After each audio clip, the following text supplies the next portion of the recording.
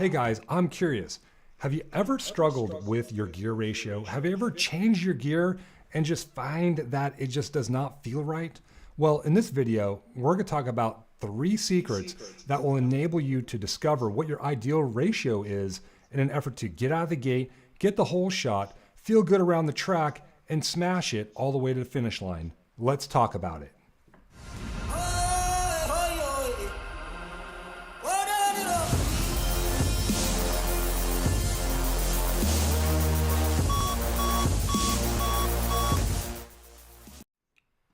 Oh man, hey guys, welcome back to another edition of BMX Coach Live. I am your host, 3-time Olympic coach Greg Romero, and man, it has been a while since I've been live. Man, I don't even know where to begin. There's been a lot of things happening in my life that's been changing, and it's been life changing. You know, things have been awesome. Things have been great. First and foremost, physically, emotionally, mentally, spiritually, everything's going awesome. We recently moved. We bought a house here in San Diego, and things have changed. And I've been working on some other things, you know, working on a different career, on another career in my life, and everything's going fantastic. And now that I'm able to find a little bit of breath to get up and breathe, if you will, man, I'm excited to be back and contributing back to the sport that I love and that has given me so much. And I'm so grateful for the opportunity, again, to contribute to the sport of BMX and be your host. Hey, listen, today, you know, how can we discover and find out what your ideal gear ratio is? Man, would it be helpful if you guys can find that? Man, I'm telling you, I've struggled, like many of you guys, I've struggled so often throughout all ages of my career, not only in the pro career, but also when I was like 10, 11, 12, 13, those really young years, right? And then of course, even after my pro career, when I was racing the world championships back when I was 42 years old, even then I was still trying to figure out what gear ratio should I run. And so, you know, Jacob James, you know, he's in the chat. JP, he's in the chat. These guys have always known me to be a guy that has always kind of ran away from that question. I've always kind of given you guys a blanket question, and I still stick to those principles of, hey man, the best gear ratio that you guys could use is the one that you're using now, because you've adapted to it. And anytime you change a gear, you know, you tend to mix things up in a neurological sense, and then your body, it tends to kind of have an ill response sometimes. Rarely and luckily, it will respond really well if you were to go up or go down. You know, it just depends on the context, right? Like if, for example, if your local track is really fast, it has a fast steep gate, and then you go to a tight indoor rodeo arena type race where the starting hill is maybe only about 3 feet tall, you know, it's making that change from a steep downhill, tall, fast hill downhill to a short, tight rodeo arena, then yeah, sometimes going down totally makes sense. And at the same time, I don't really want to talk about that today. Today, I would just want to talk about, hey, how can you optimize your gear ratio? And again, and if you were to do that, how helpful would that be for your racing? How helpful would it be for you to find your gear ratio, get out of the gate, smash that first straight, get the whole shot, go through turn 1 all the way to turn 3, and then continuously have gas and the fitness to finish strong all the way to the finish line? Man, it feels so great. Let's take a look and see what's going on in the chat. Of course, this is a live show. Again, Jacob James says he's back. JP, hey coach, welcome back. Harrison Mood says, yo. Kenneth Murphy says, hey. And then, you know, Jacob James already dropping comments about gear ratios and crank lengths, talking about tried and true 44/16 180 millimeter. You know, it's funny, man. I'm wondering if anyone can come up with this answer. And I'm gonna give you guys a question now, and I have them over in my show notes over here. You know, 44/16, right? Where did that common ground come from? The old-fashioned 44/16, and why not a 22/8, right? But we don't want to get into the California gearing, but where did that 44/16 gear ratio come from? If you guys stick around, maybe we'll come up with an answer by the end of the show. All right, so let's get going real quick because I don't want to take up too much of your time. I want to get you guys down to the nitty-gritty of how to find your ideal gear ratio and optimize it. Again, 3 ways to do it. Number 1, and you guys, some of you regulars, you guys already know what this is. Aha, fitness and power. Okay, so before we can even address your optimize your gear ratio, what are we doing for fitness and power? Are we working on sprints? Like if you're having a hard time getting out of the gate and keeping up with the competition, are you working on sprinting, right? BMX is a sprinting sport, and it's crazy how many people don't. They do not work on their sprinting, and it's wild. But what are you doing for sprint training? Because there's all kinds of ways that you could do it. And when you think of sprint training, what does that mean to you? And I'll tell you what that means to me, especially if you want to improve your ability to get out of the gate, apply power, take the first straight, take that whole shot, and continuously raise all the way to the first turn with great speed. Okay, so what I would do is, what I would ask before you start optimizing your gear, are you doing stand start sprints? Are you working on flat ground stand start sprints and imposing a little bit more torque than normal as opposed to a gate that has an angle? Are you working on those style sprints and improving that specific power, that strength speed area that's so critical to get the bike going out of the gate? Number 1, are you improving? Are you addressing that? And are you improving that? And are you consistent? Okay. So I would say, number 1, take the notes. If you're taking notes, you have to impose a demand. You have to be consistent every week, and you got to show up and do it every week. That's just the bottom line. Number 2, are you addressing overspeed sprints? Meaning, are you doing some kind of sprint where you're going to be sprinting faster than you normally are down the first straight, such as a downhill sprint, a slight downhill sprint? I mean, shoot, you even see these crazy pros on Instagram. They'll get assisted by a car, right? They're on the bike, and you put their hand on the window, and they're coasting. The car brings them up to 30, 35 plus miles an hour. And once they're up to speed, they let go. I suggest don't do this. I don't have my guys do this, but you see guys doing this. So, and all of a sudden, they're moving at 35 miles an hour, and then they have to start sprinting in an effort to engage that gear. It raises their ability to maximize their cadence. And you don't have to do that. You could do that with rollers. You could do that with a stationary bike. You could do that using a slight downhill. If you're not in an area where you're in an area where there's hills or a slight downhill, maybe you could find an overpass. Maybe you could find, or maybe you could just put an easier gear on and start sprinting, doing jump sprints, and just maximize and raise that ceiling and your ability to pedal faster than normally you would at your local track. Okay. Next, what are you doing?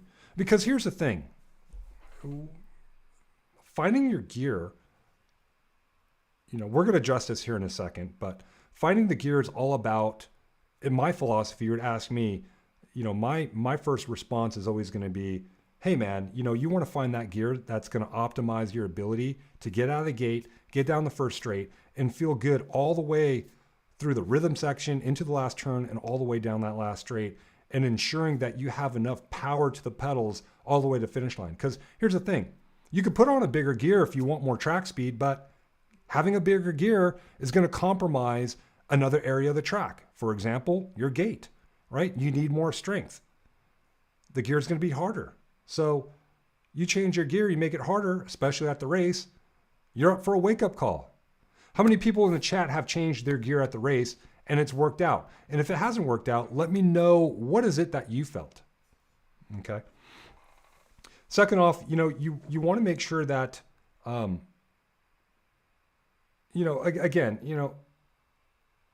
here at BMX Training, I'm all about optimizing the motor, right? I'm all about optimizing the motor. I'm not so big on creating change with the chassis, creating change with the transmission. Don't get me wrong, I think it's important, but I don't think it's as important as fine tuning the engine. If you don't have a motor, it doesn't matter what gear you have, right? You're gonna get smoked. You're gonna get rolled up like carpet.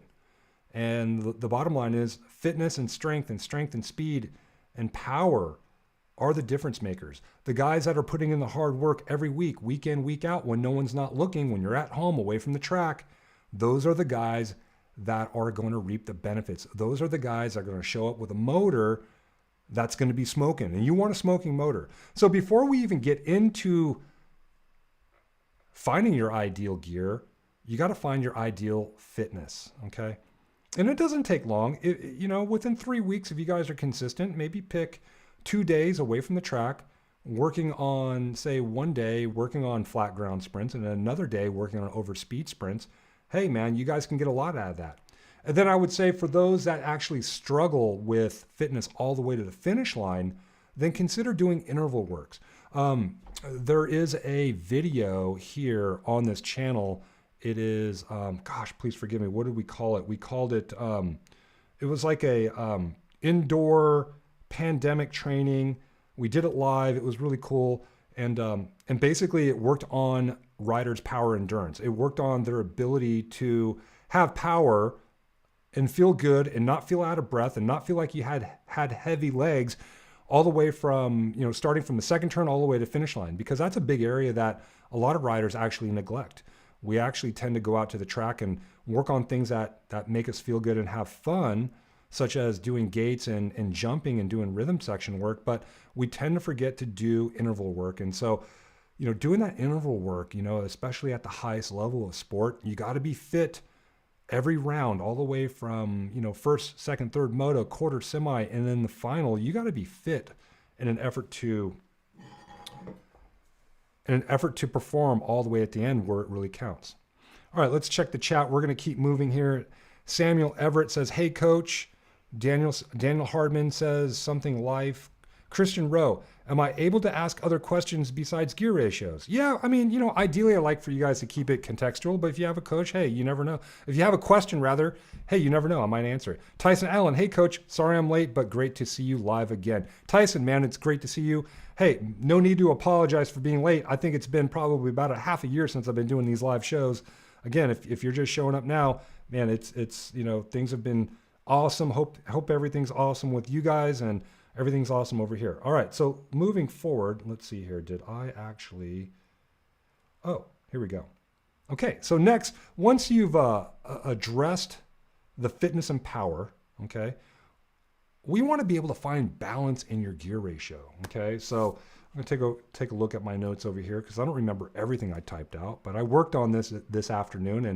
And so yeah, basically what I said was, once you have taken the time to address the issues through specific training, then you can truly assess where you are in terms of your gearing from the gate to the finish line.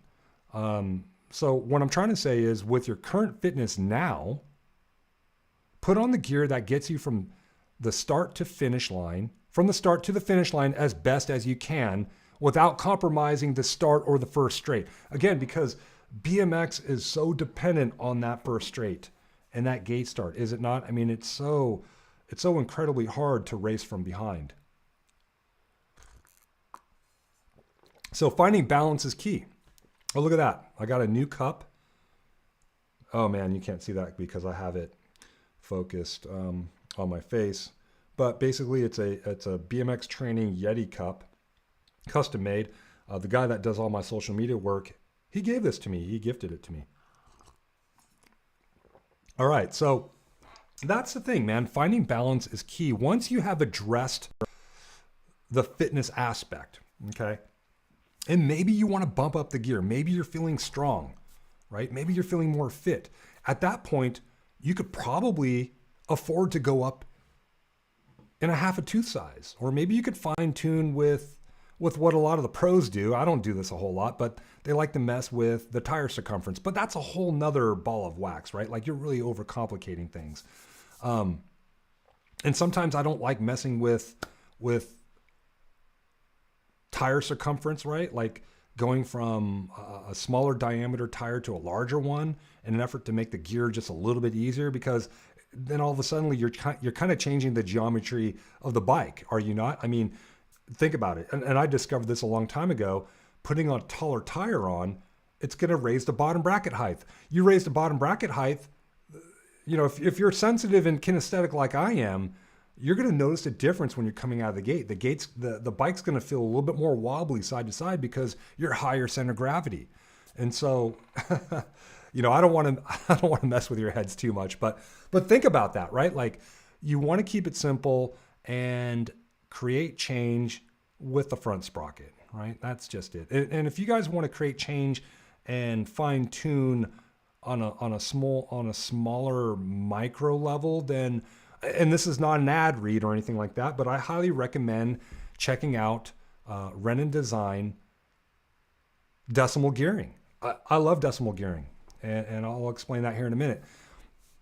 I remember when I got ready for the World Championships 4 years ago, I was going to race the 35 plus, and I was riding initially with like a 44-16, and at first it felt pretty good, but as I started training, I would say I was about 3 months into my training, and I was training with Tyler Brown over at Chula Vista, and we were training partners. We were doing all kinds of interval work, just trying to get myself into shape. And of course, I was doing gate start work with the pros and trying to keep up with those guys, and they were just waxing me. But it got to the point where I was actually stronger and fitter. So I was like, well, I'm stronger and fitter now. This gear feels pretty darn easy to me. I feel like I can push a little bit harder, and I experimented, and I went up 0.2 of a decimal. I went to 44.2, and that felt pretty good. I didn't feel like it was that much harder for me to get on top of the gear. Of course, when I made the change and put a harder gear on, I didn't stop doing my sprint training, and that way I could easily adapt by imposing the demand by doing sprints on the harder gear. Now, if I were to do this like the week of, if I was at the race, I was at the World Championships, and you know, I did it the day before, and I put a harder gear on, even at 0.2, I can feel it. That's given me an opportunity to get in my head and say, hey, what are you doing? Are you strong enough for this? This doesn't feel right. And, you know, sometimes racers, most times actually, we tend to go off of feeling, right? Some of you guys are really good about not worrying about how it feels. You're like, you know, if I were to tell you, hey man, put a 45 on and take the 44 off, and I'm going to say, hey, put that 45 on. It's going to be better. It's going to be better for you from start to finish. You guys are going to believe it. You guys are going to be like, yeah, I'll do it. Some of you guys are going to be like, man, it feels like crap. I can't even get on top of the gear. So, you know, more times than not, in an effort to get over that surprise, that shock of that kinesthetic feeling of a gear change, man, you have to do it days out before the race, and reconfigure and get your body to adapt to a harder gear simply by doing sprints, simply by going out and doing gates with it, simply by going out and doing gates all the way to the second corner and doing interval work. So you have to impose the demand, I would say, especially if you're very, very kinesthetic like I am, right? Like if it feels weird, I don't like it, you know? I mean, you could tell me it feels good. You could tell me that, hey, that's the gear ratio that you want, Greg, and I'm not going to believe you because I'm more kinesthetic. I got to feel it. You know, it's been rare. It's rare for me to actually change my gear at the race and actually feel good about it. All right, so finding balance is key, okay? Right? Is it not? Let's see what's going on in the chat, and we'll move on to the third secret here. Pandemic interval training, great idea. Works for snow season, I bet. Yeah, I forgot what I called it. It's been so long. That was like 2 years ago. All right, so excuse me. Hopefully that's making sense. Finding that balance is so key. Right? Like you could, if you get that fitness right, you can bump it up and just make sure that you're not compromising the start, right? Because at the end of the day, racing from behind, it sucks. It's hard. It's really hard to do. Who wants to race from behind? We want to race up front. And I would say, you know, I have another friend by the name of Jason Richardson. He would always gear his bike for an optimal position going into the first turn, which is, getting the hole shot. He didn't care if he got passed. He would rather get passed and be up front than be in the back and try to pass people. And basically because that was just his style. He just wasn't confident in coming from behind. He didn't feel like he had the bike skills. Whereas, I had a rider by the name of Mike Day, who's an Olympic silver medalist, and he could pass people like no other, right? Like Connor Fields, he's a guy that can pass people and come from behind, right? And so he was really confident. Connor's really confident about his track speed, his fitness, his ability to find holes and commit to the pass. Not every rider's like that. You can't presuppose that every rider can race from behind. So I would say definitely, you definitely want to optimize your gear in an effort to race up front and be in an upfront position by the first turn. Okay. I think that's really, really important. All right. The third secret. You guys ready? This one's good. Setting up your gear versus the competition. Whoo. This is a good one. I like this one. I love this one, actually.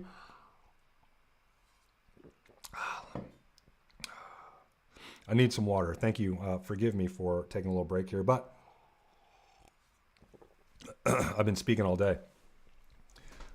Listen, gearing up against the competition is ideal. If you've already addressed your fitness, your sprint training, you optimize your gear on how it feels from the gate all the way to the finish line.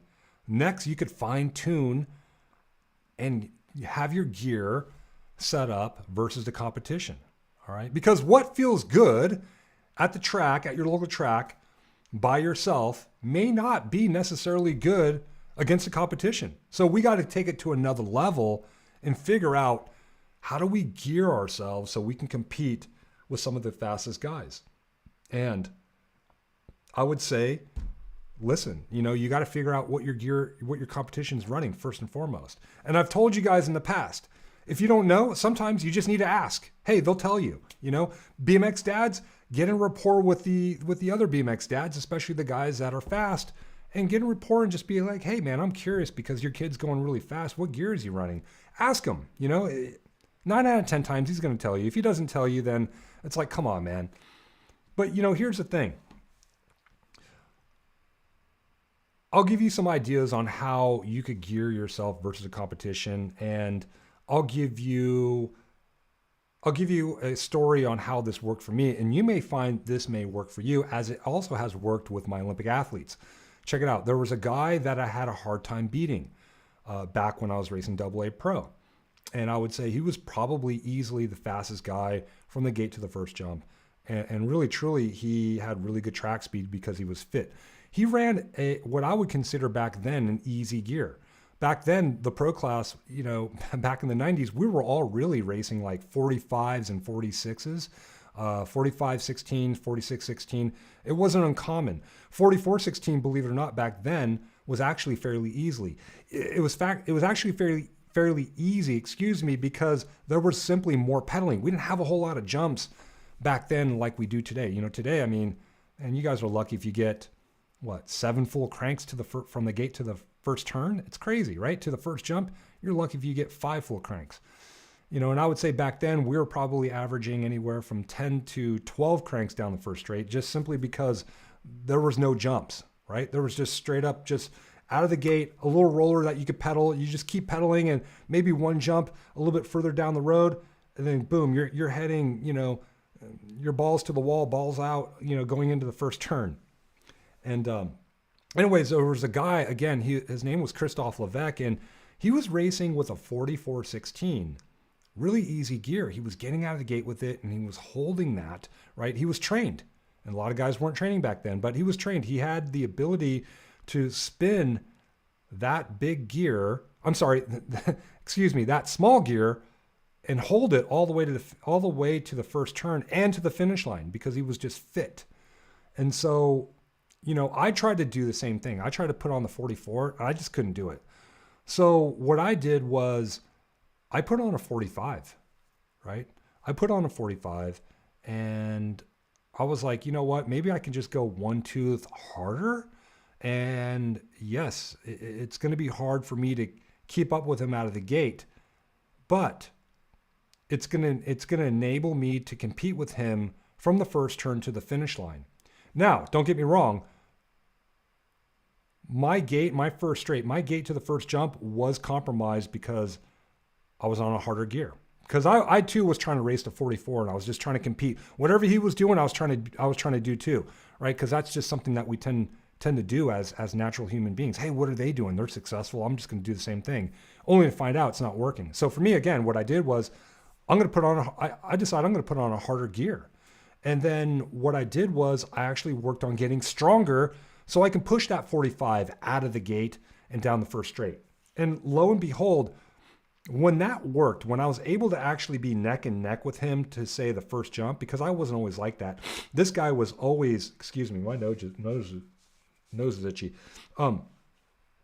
This guy was always at least a half a wheel, if not a wheel ahead than the competition all the way to the first jump. And when I put that 45 on, that didn't help. But when I worked on getting stronger and I focused on being neck and neck with him to the first jump, voila, all of a sudden, I had more gear underneath my feet, and I was actually able to reel him in and actually hold shot and beat him to the first corner. Even if I didn't, I had a harder gear on, and that allowed me to have more track speed and make moves on him around the rest of the track. And I was actually able to beat him with this strategy. So that's an example. If you're going to change your gear and make it harder than the competition, then you're going to have to work on the strength, right? And so, there's one thing before we log off here. I do want to go over that real quick. The difference between going up a gear and going down a gear, we should review this. And we've done this before. Let's talk about, let's see here. Making the gear easier. Let's start with that, shall we? Going down a tooth, making the gear easier. The pros are, hey, it's easier for you to get that gear going, to get the bike going. And more or less, I'm telling you, it's a feeling, because you may not necessarily be going faster. It just feels faster. The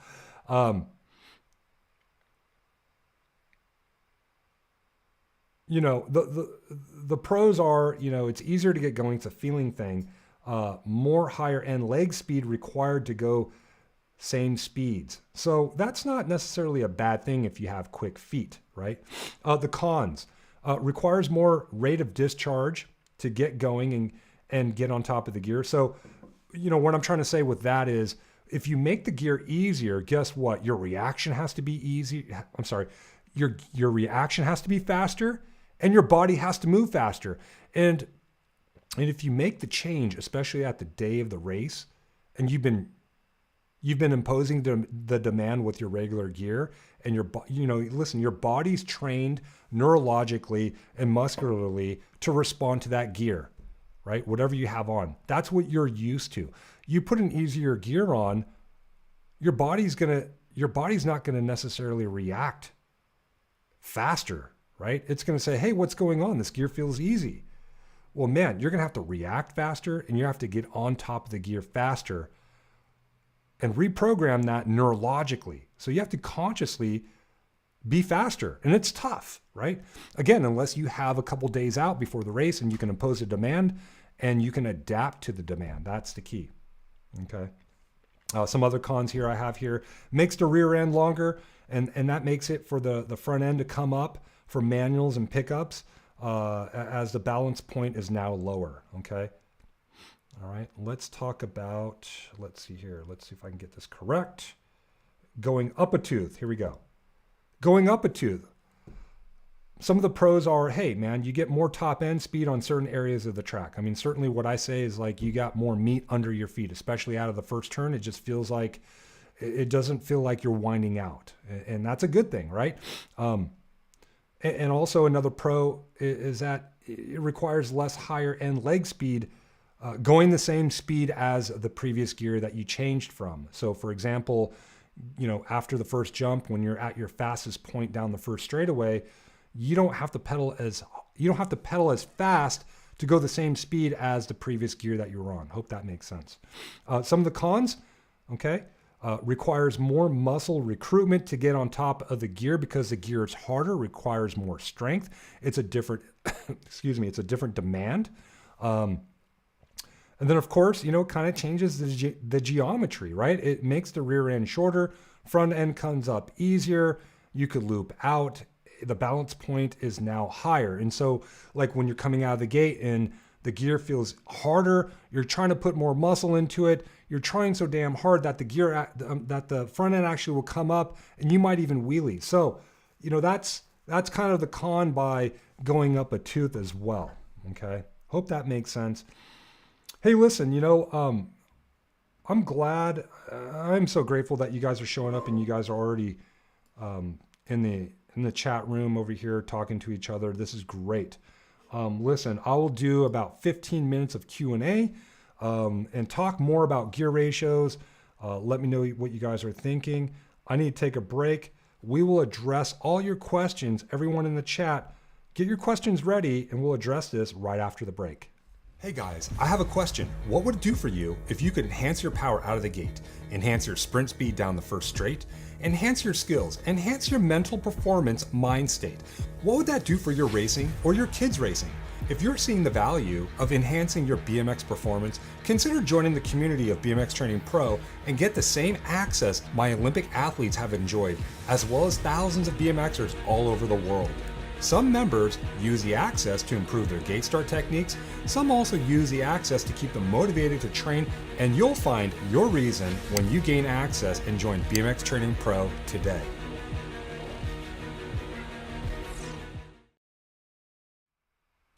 All right, guys, I'm not going to go to the Ask Coach G intro. Some of you guys know what that is. But hey, listen, here's your opportunity for you guys to ask your best questions here in the chat. We may have a comment, we may have a question. Let me go over some of these. And let's see here. JP says, getting some feedback. Let me shut that off. JP says, 3 years ago when I bought my cruiser, I thought I had a 4416 on it. I decided to put on a 4418 and it felt like I was going nowhere. So I decided to go back to the 16, but then realized I have a 41. Okay. All right. Yeah, that's pretty tough.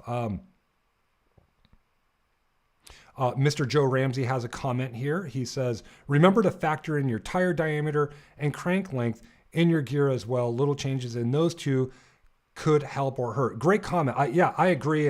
And for the sake of keeping things simple in this video, we're just going to talk about changing the gear.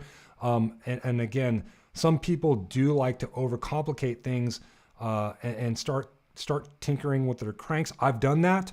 And also I've had Olympic athletes that start to make some fine tuning with the tire diameter. And so, given that, you like your crank length, given the fact that you may like your tire diameter, making those small changes with the front chain ring, that's a really good place to start. Okay. I would start there.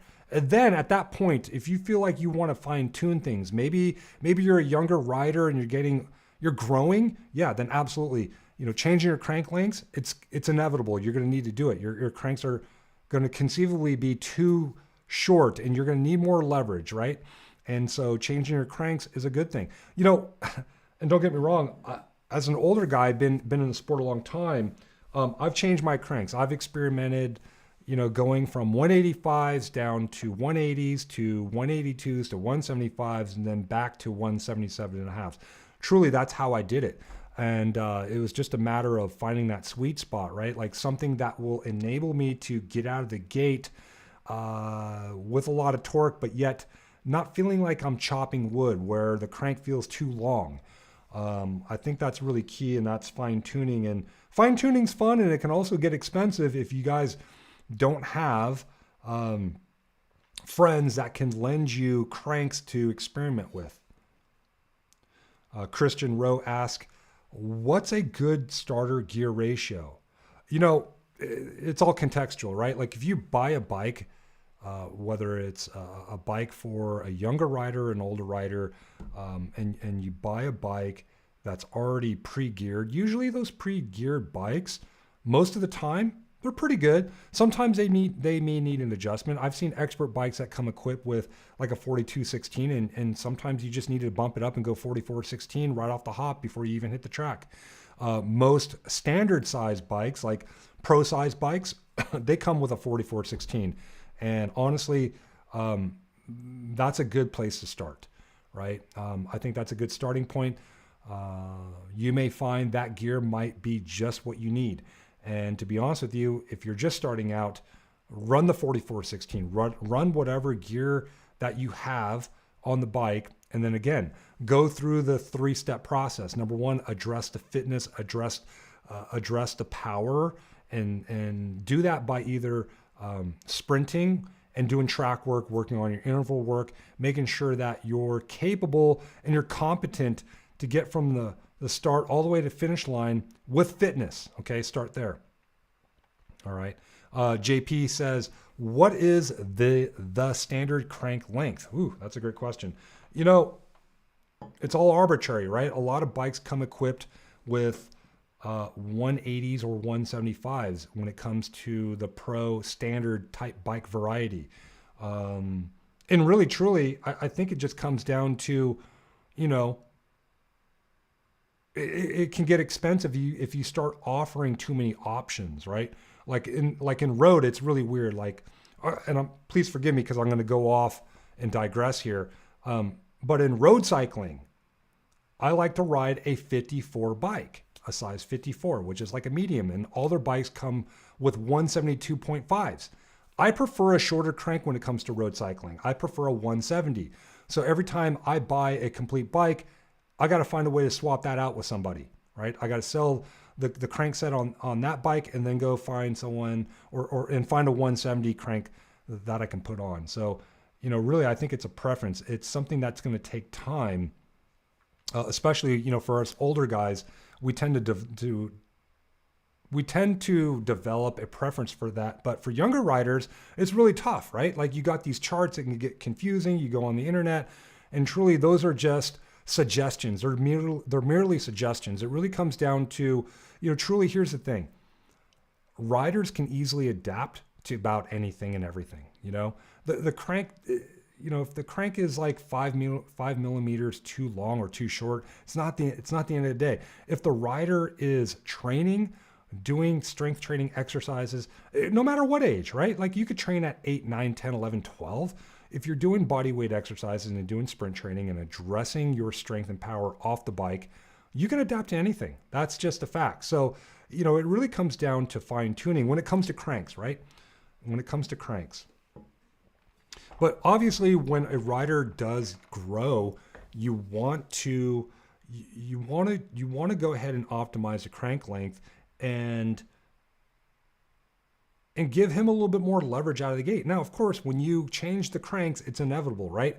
The gear is going to be easier. The gear is going to be easier, and you're going to need to change the gear up front chainring and go a little bit harder, maybe a half a tooth to a tooth up front. All right, Bryce Leach. I'm riding a 4416 and notice a lot of riders change gearing based on what track they are riding. Yeah, I get it. I've done that, man. I'm worried I won't be able to adapt a smaller gear on a small track or harder gear for a big track. Hey man, Bryce, here's my suggestion. I think I said it and addressed this before in this video. And basically what you want to do is if you foresee yourself, for example, going to a track that's going to be smaller, shorter first straightaway. Like let's say, for example, you know, you're going from, I don't know, Black Mountain in Phoenix, Arizona, right? It's a long first straight, downhill first straight. You pedal your butt off, and then you're going to the Vegas Indoor National in the casino at South Point. Presupposing you're American, you know what this is about. We know that first straight is like no longer than this bedroom that I'm talking in, right? It's super short. So if you're anticipating yourself going to a track that's going to be a lot shorter of a first straightaway, it's going to be, the starting hill is going to be really short as opposed to maybe something a little bit taller than you're used to, then by all means, put that smaller gear on 2 or 3 days out. do some gates with that gear. Do some flat ground sprints. You can put flat pedals on, but keep it specific, right? If you race with clips, then do the sprints with clips. But do some flat ground sprints with that easy gear as well. Okay. And then if it still feels easy, let's say, for example, you're going from a 44 and you want to put it on a 43 in anticipation of a what I call a rodeo arena type track, and the 43 still feels easy, then go do a 42, make it easier, right? Overcompensate and train with the 42 for a day. Then the next day, go up to a 43, and that 43 is going to feel normalized. Ooh, that's a secret. I like that one. I've done that one before. All right, guys, we'll do a couple more questions. We're going to keep this session around 45 minutes long. And let's see, what else do we have? Any other good questions here? Guys, thank you guys so much for showing up. Man, I am so honored and grateful for you guys to show up. Sometimes I turn this on and it's like, man, there's no one here, but you guys all showed up. This is great. Here we go. Maybe there's a comment here. Someone has a 25.9. Joe Ramsey says it has more chain bind and you're losing power. Yeah, I don't know.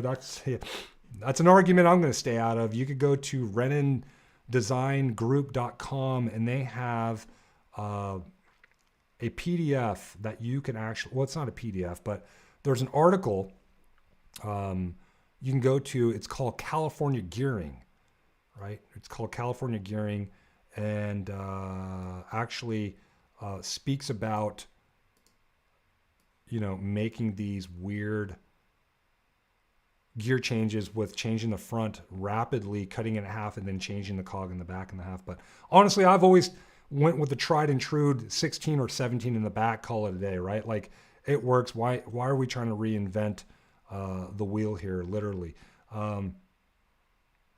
Okay, someone has a comment. Christian says, I'm pretty fit and have done other sports. Yeah, man, that's great.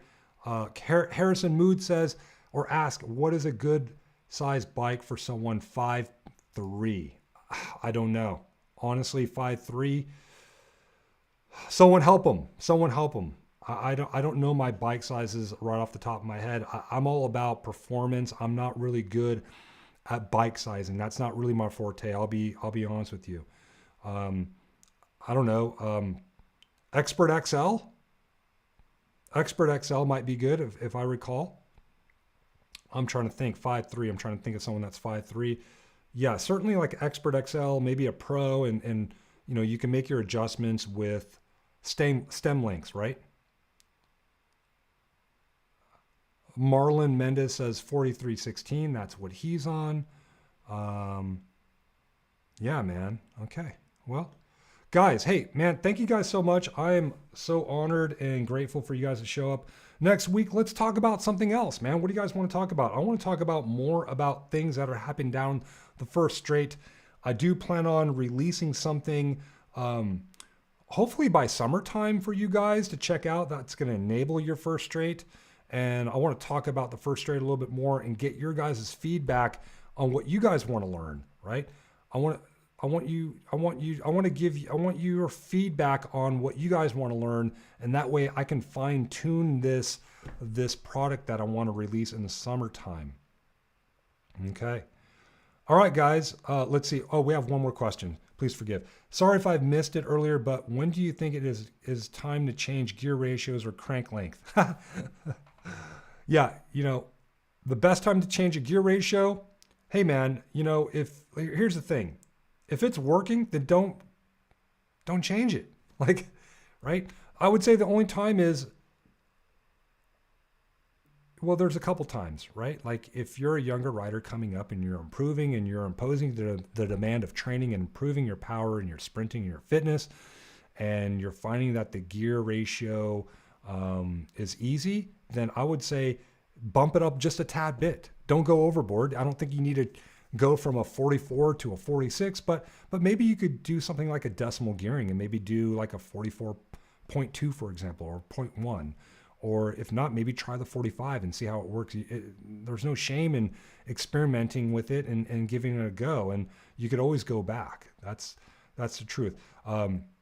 And in terms of crank length, that's a tough one. It's very contextualized, right? Is the rider younger and growing? Then yes, then we could talk about crank length, right? If they're older and they're already tapped out with their training and they're already tapped out with their gear ratio, then yes, maybe messing with the crank length a little bit. And I wouldn't do much because a little bit feels like a lot when it comes to crank length, and that's a whole nother ball of wax and a whole nother discussion. But 2.5 millimeters would be a good start if you have the ability to find some cranks, because if you're riding with, like, let's say, I don't know, 175s, you don't want to spend money and buy 172.5s. And then, and on the other hand, buy another pair that's 177.5s. I would try to find someone that has an extra spare pair of cranks and go that route. All right. All right, guys. I think that's more than enough. Again, so grateful for the opportunity. I'll see you guys next Tuesday. We'll try to shoot for 6 o'clock. I think that's a nice sweet spot. Hope you guys are enjoying your training and riding the bike out there. And you guys keep training, keep working hard, and I'll see you guys next week. All right.